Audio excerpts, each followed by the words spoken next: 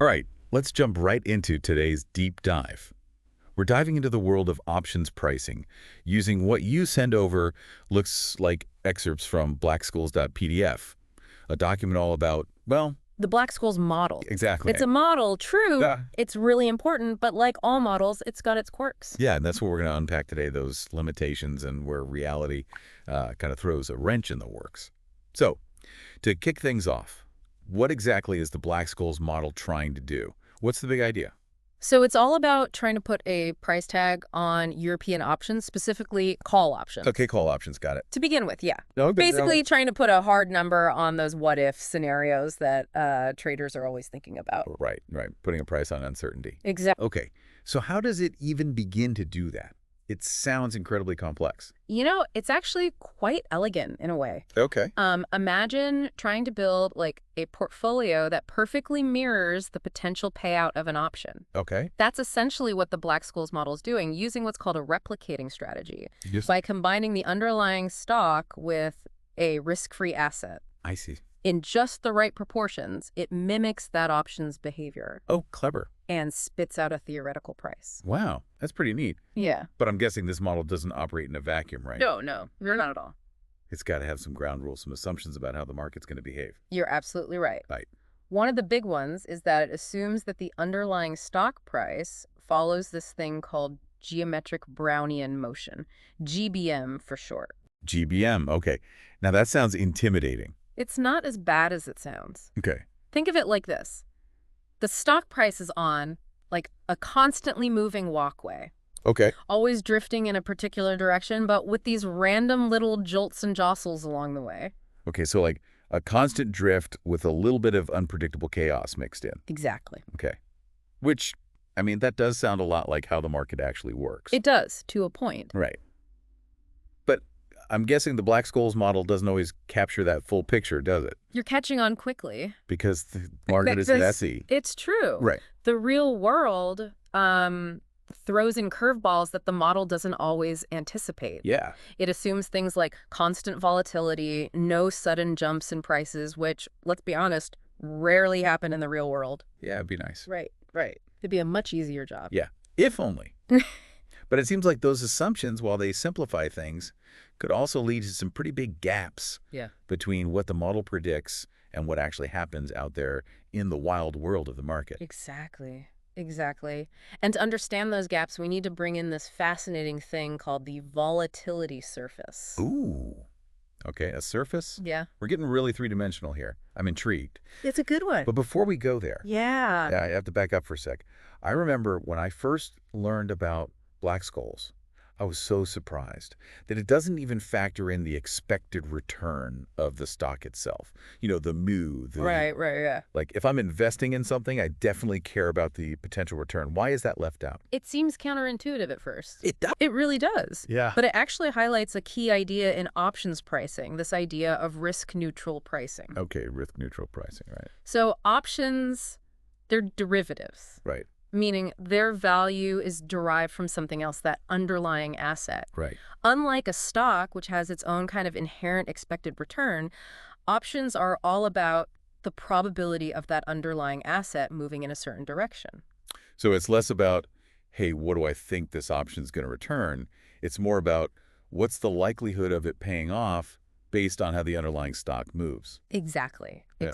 It's not about your individual expectation of what that stock is going to do. It's about the chances of it going up or down. Okay, that makes sense. Yeah. So how does that risk-neutral approach play into this whole Black-Scholes model, though? Because we can build that replicating portfolio that we talked about to match the options payoff, whether the stock goes up or down. Right. Individual expectations on return kind of fall by the wayside. I see. It doesn't actually matter what you think the return on that stock is going to be, Interesting. because the model's designed in a way that's kind of extraneous. That's so clever. It's like the model's saying we can create a portfolio that wins in either scenario, so why even bother with those individual guesses about expected return? Exactly. It's all about managing those probabilities. Okay. Now, there's one more piece to this puzzle before we get to that volatility surface. Okay. And that's something called martingale pricing. Martingale pricing. All right, hit me. Yeah, it's a mouthful, I know. Okay. Think of it as like a sophisticated mathematical framework that underpins the elegance of Black-Scholes. Ah, so this is the part where we marvel at the complex math happening behind the scenes without getting too lost in the weeds. Exactly. But just know that some pretty powerful mathematical principles are what make Black-Scholes work so elegantly. Okay, so we've got this, like, bedrock of martingale pricing supporting the Black-Scholes model. But I am ready to explore this volatility surface we keep mentioning. Yeah. What exactly is it? Okay. And how does it kind of expose the limitations of this model that we've been talking about? So the volatility surface, it's really just a way to visualize how the market views potential stock price movements in the future. Okay. So imagine like a 3D graph, right? Right. You've got option strike prices on one axis, you've got time to expiration on another. I see. And then the height of the surface represents implied volatility. Okay.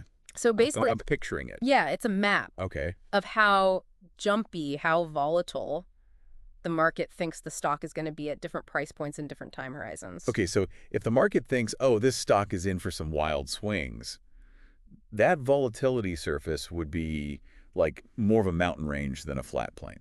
You got it. Okay. That's a great way to think about it. Right. And here's the thing.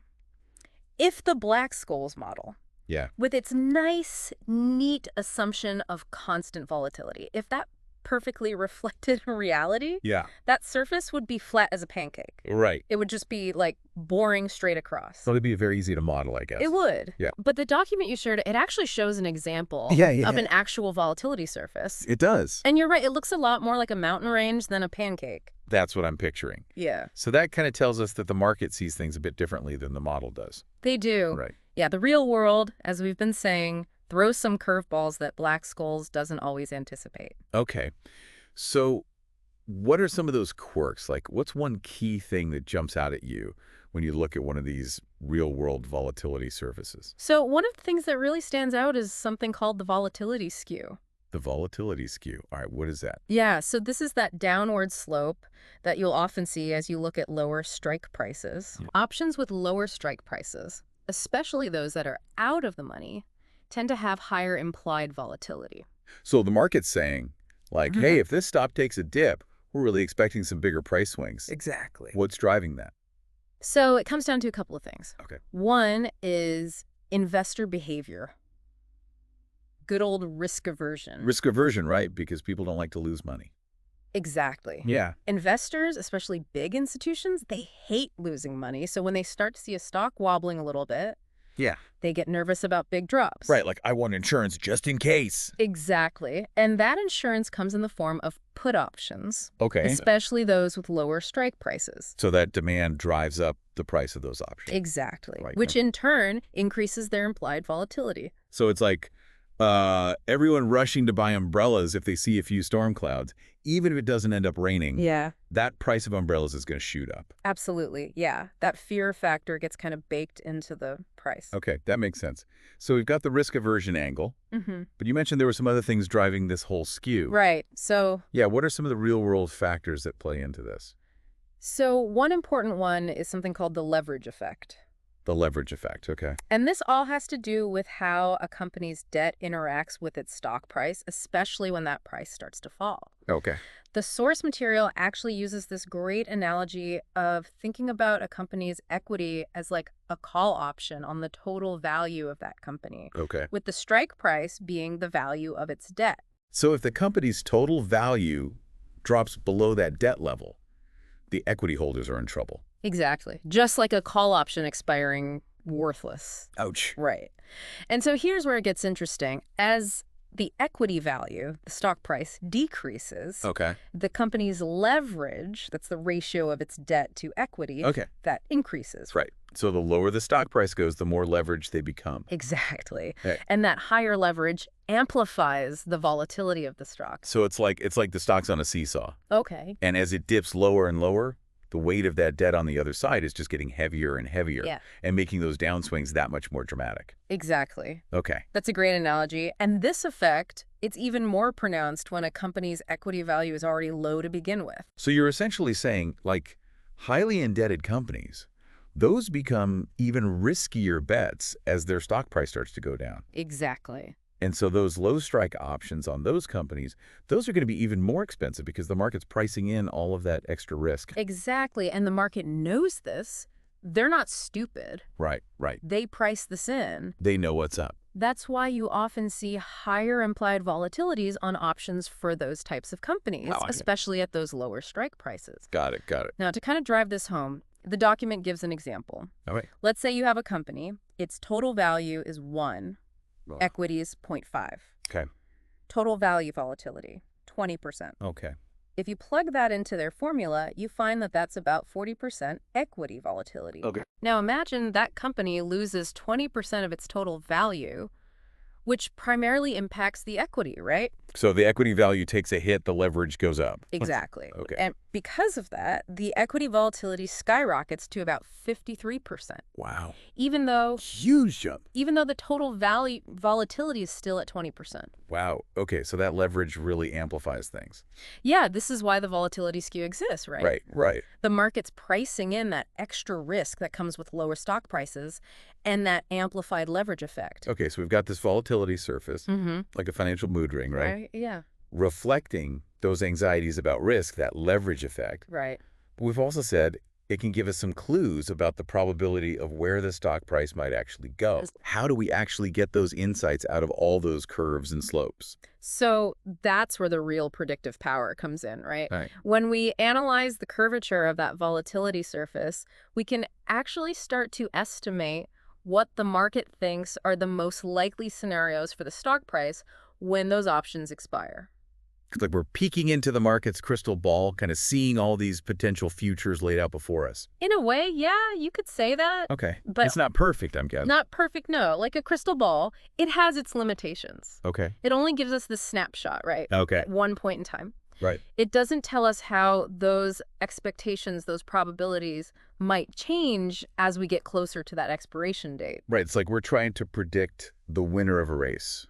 Exactly. Just based on who's on the starting line. A Exactly. lot can change between the start and the finish line. Oh, absolutely, yeah. Right. And the document highlights this really well with that example. Yeah. With securities A and B, you could have two completely different securities, but they have identical volatility surfaces. Okay. So the market is assigning the same probabilities Right. to those potential outcomes. So even though they have the same probability of, say, ending up at $100 on the expiration date, Right. security A could have a smooth, steady climb to get there, while security B is like a roller coaster ride, you know? Yeah, all over the place. Yeah, up, down, maybe even dipping down really low before shooting back up to hit that same price point. Exactly. So the path matters. The path matters, especially when you're thinking about certain types of options like path-dependent options, barrier options, things like that. Oh, okay. Explain that. What are those? I'm not familiar. So those are the ones that have like these little trigger prices built into them. Okay. So hitting that price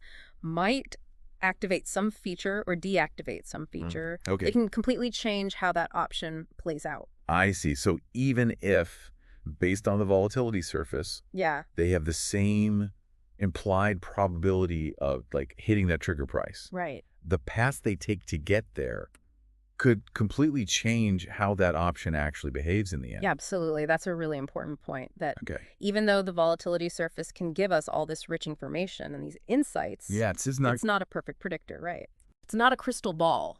We can't see the future. we can't know for sure. Okay. So it's a powerful tool, Yes, but we've got to use it with some caution, absolutely. right? Be aware of its limitations. Right. And it all comes back to, I think, just remembering that models are models. Okay. Right. Yeah. They're simplifications. Right. And the real world, as we keep saying, is just messy and complex and chaotic. Yes, it is. I like to think of these models as like a flashlight Okay. in the dark, you Yeah. know? They can illuminate the path, but they don't show us every twist and turn along the way. Exactly. We still got to be careful where we step. Absolutely.